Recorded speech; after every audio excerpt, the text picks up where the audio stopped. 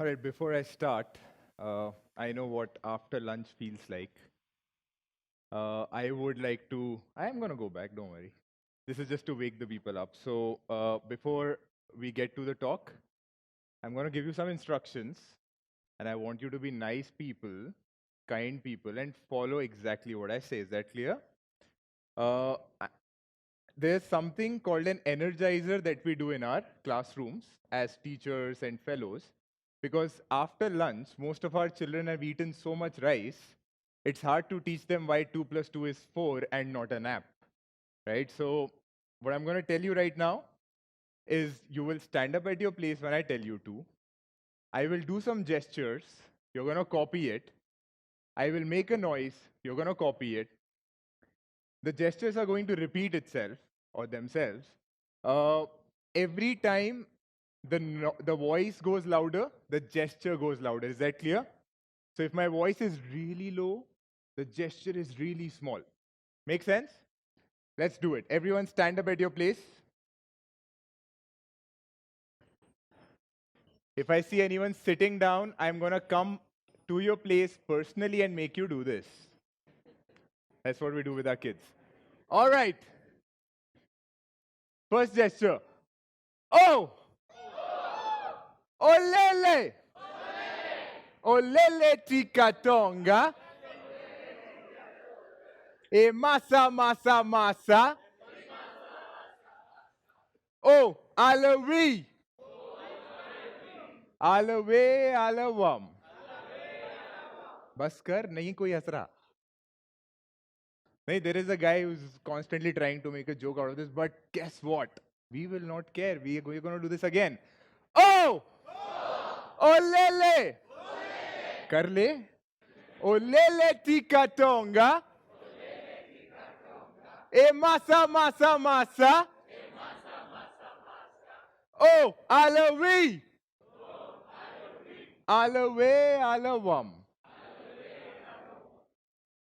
very slow whisper oh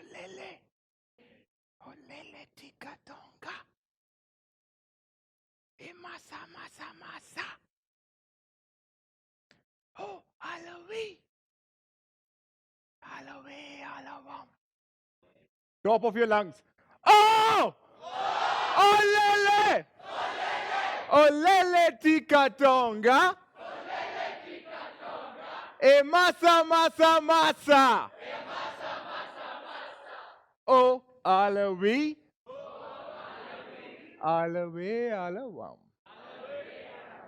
basa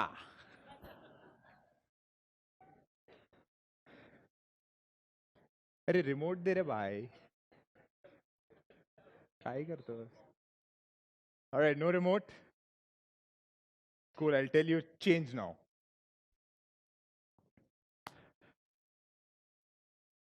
am I standing at the right place yeah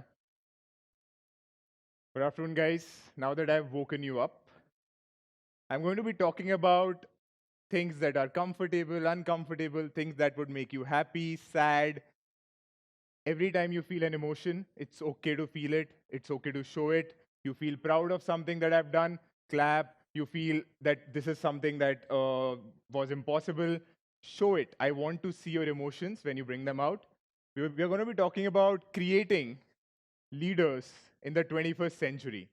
And not the kind of leaders that we are talking about in general. We are going to be talking about leaders from the lower income communities today, yeah? Next. But before we start, let's look at some brilliant stories. Saraswati, a student from a government school, a seventh grader, goes on to the best school in Hyderabad at a 120% scholarship. The fees of school annually is about 10 lakh rupees for the next 5 years. How does she do it? No idea. Let's look at some more stories, right? Ravi and Pranay win the biggest talent hunt of Hyderabad to get the award as a 6-week foreign internship. Both of them are from the same government school. God knows how that happened. A kid in the same government school, Imran, identifies that the problem in the community A lot of it comes through the alcohol that the fathers consume. A lot of domestic violence comes out of it. A lot of monetary issues comes out of it. So Imran says, Bhaiya, let's fix this problem. Imran creates an anti-alcohol campaign and conducts this across the community and ensures that multiple fathers quit this habit forever. Well, then we have Takween, who realizes that I think there is another gap in the community. Parents are not as educated as they should be to understand what our needs are. Let's start parental classes over the weekends when we are free. We will take them for the parents, and hopefully that's why parents would listen. Crazy, right? All of them from a government school, and something is common about them. Well, let's see what that is. Next. How? Next. Huh. Is it me? I'll take the credit a little later, but let's move on to the real reasons why these kids have been going ahead. The first reason I think is leadership. Leadership shown by these children at the age that they're at, from the places that they come from, sounds impossible, right?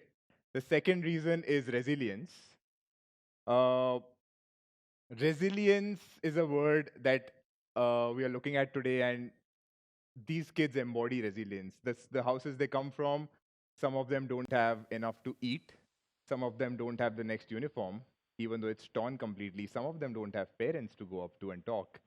Some of them don't have the money to reach the school. So if they get 10 bucks, they reach the school. If they don't, they bunk that day.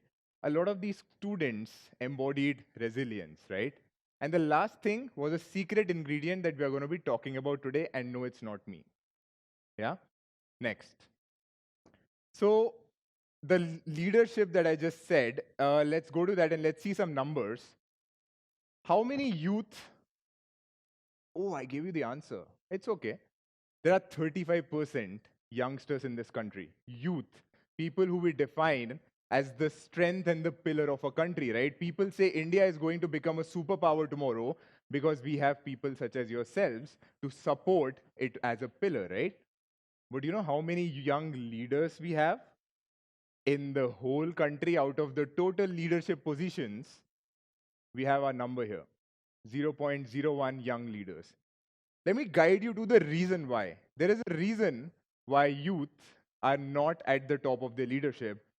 And the reason is the brilliant education system created by our favorite people who came around 18th century and created this system because they realized that, okay, I think we need to give them some education so that they don't think they're being left out, but let's not give them too much so that they start figuring things out and understanding, oh, where do they belong?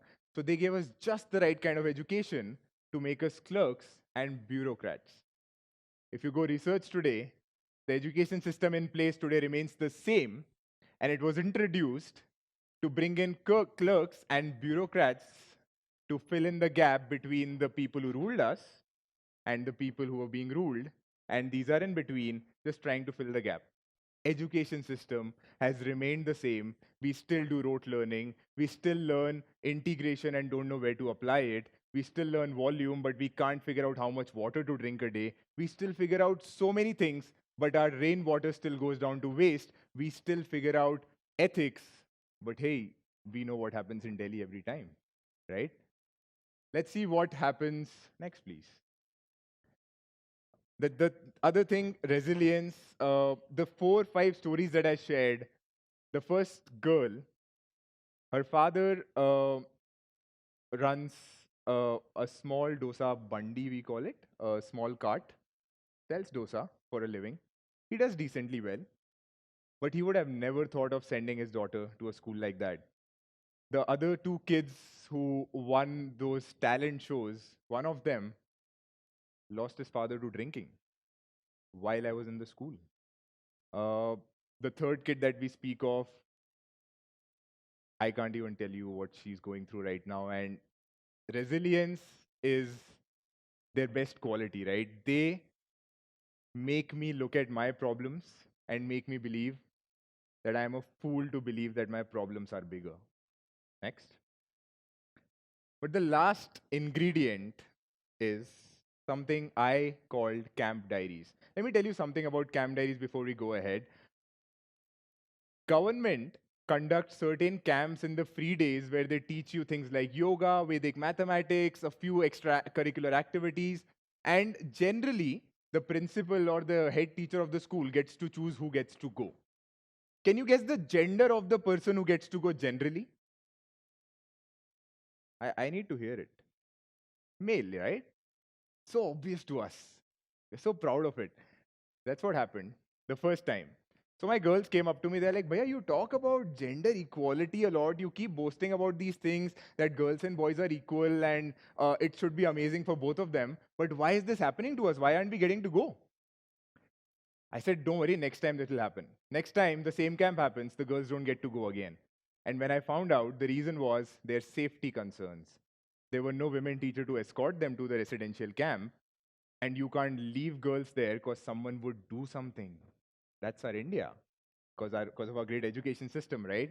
So I said, don't worry, if you can't go to the camps, I'll bring the camps to you. So this is what Camp Diaries does, right? We do camps for lower income schools and we teach them everything that they otherwise wouldn't get to learn or otherwise couldn't afford to learn. We bring dreams that are too expensive in the real world to their doorstep so that they can attain them. Next. Let's watch it. Let's watch what we do.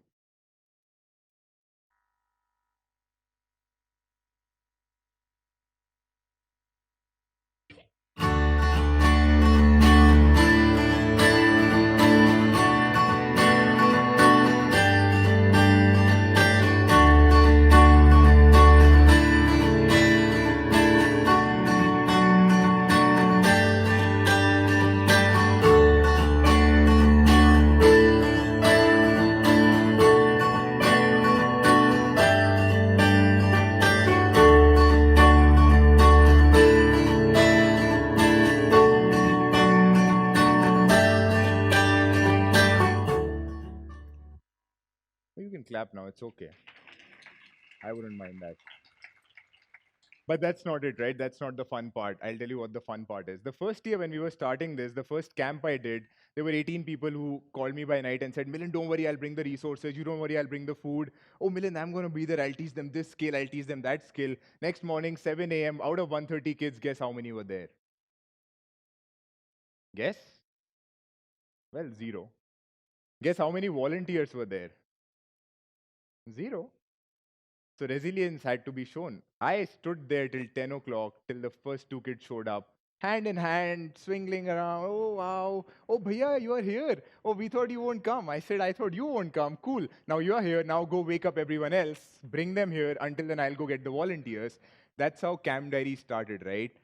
We started with a failure. But it wasn't a failure because even in that environment, every child learned. So we gave it a good idea. We said, all right, let's plan this. Let's strategize this. We said, let's give them 4 extracurricular skills, 4 co-curricular skills, dance, drama, art and craft, and, oh, what do we do fourth? Yeah, guitar.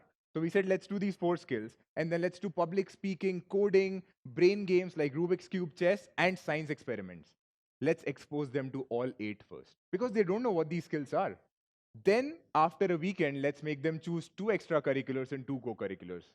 Then let's make them choose 1 and 1. Then let's make them choose 1 and then master that until they become independent learners so that they can teach themselves whenever, wherever, however. We have geo. Let's be honest. Yeah, it's easier to learn things now. It's easier to access the internet. And with that intention, we started it. We wanted to impact 300 kids and that was my dream. I thought I would fulfill it and I would feel like I've attained everything in life. And that's how it started. Well, what's different? I'll run you through it. The first thing that's different is we make them independent learners. The second thing that's different is the activities are chosen by them. And the third thing that's different is our curriculum. In science experiment, for example, we teach them vertical farming. We teach them how to generate electricity out of a potato. We teach them how to create a rainwater harvesting system. In drama, we don't teach them just to do a funny drama. We teach them street play, and we make them perform the street play for a showcase. In dance, we make them we teach them a contemporary piece which could save trees tomorrow. In let us say an art and craft class, they learn how to create best out of waste. We are trying our best to teach them things that would make them better individuals. Next. Well, by year one, these were our figures. We had reached 4 cities in year one: Hyderabad, Bangalore, Ahmedabad, and Chennai. We had already impacted 2,000 plus kids with 1,000 plus volunteers. That wasn't the aim. We did not know how to do this. Next. So came the second year. So we thought, let's cool it down. Let's not expand anymore. Let's not go to any more cities. Let's understand our product well. So this is what we did. We got all 4 cities independent of each other. They were running all by themselves. They did not want any monitoring. They did not want any resources, nothing. They'll take care of themselves. They had over 2,000 volunteers and they had already impacted 5,000 kids. So around this time, I thought, all right, it's time to move on and go to next things. And I'll tell you what the next things were. Next, please. Our aim, my aim in head was, let's do some exponential growth, right? Now I'm going to throw some numbers at you and you will not believe them. Numbers are, if there are 10,000 volunteers or leaders or change makers that each work with 200 students over a course of their lifetime, and they inspire every child to work with 10 more students in their lifetime, they could impact 2 crore students. Unrealistic, right? Seems like, oh my God, what is this guy even talking about? Does he understand the number? I do. Next slide. One day, my children come up to me and they say, Bhaiya, we have an idea.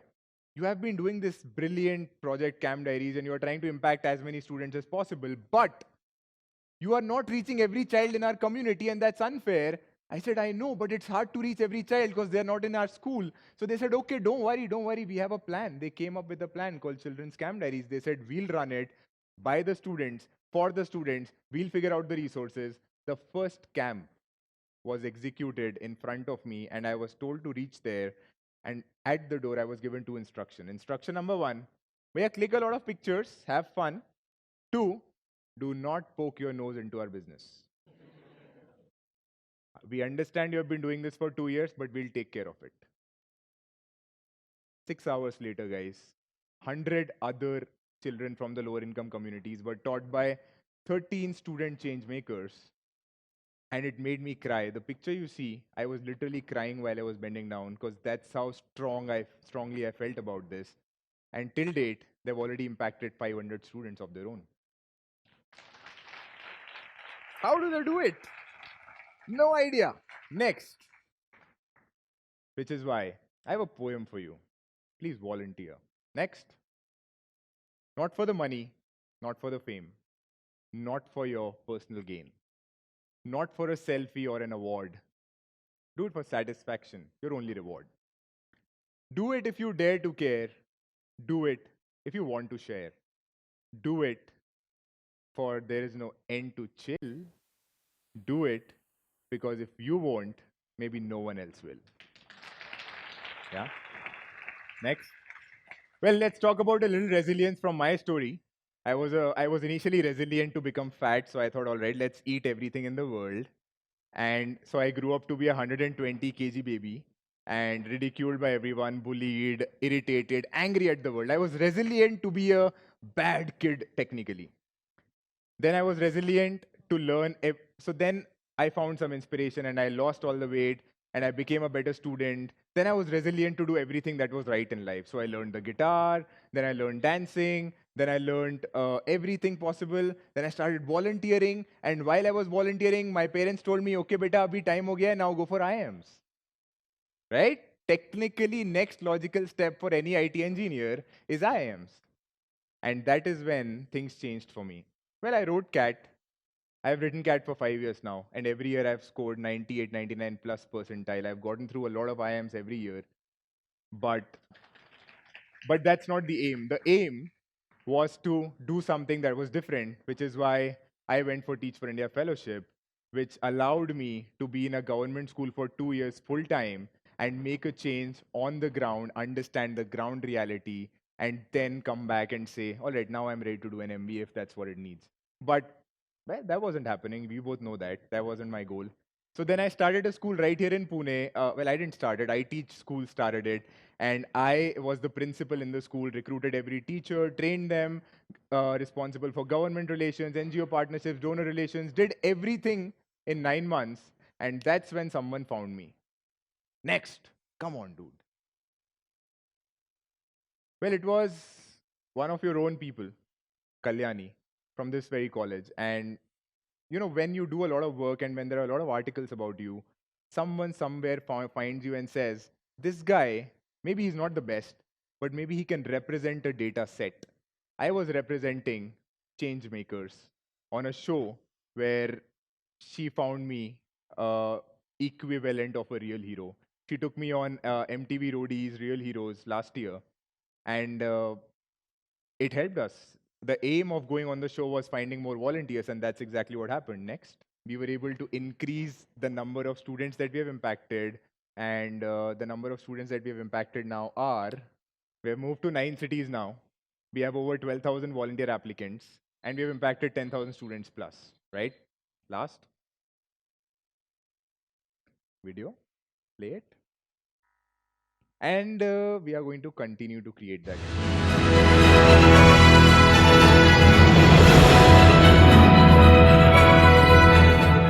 I am a leader.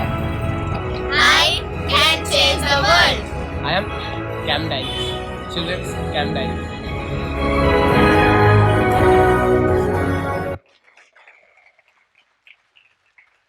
Yeah. Destiny does not have to define who you are. You define who you are. Your life choices define who you are. You choose if you want to be a leader.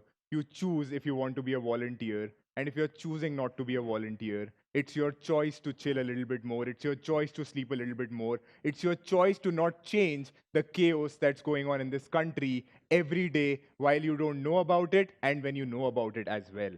You choose to do something, so be a smart person and choose something better, because everything that I did made me a better leader. If you join volunteering, there's a chance you will become a better leader, but the bigger chance is you will create some leaders and they will make the change for you eventually, and then you can retire. And here I am retiring. Thank you, guys.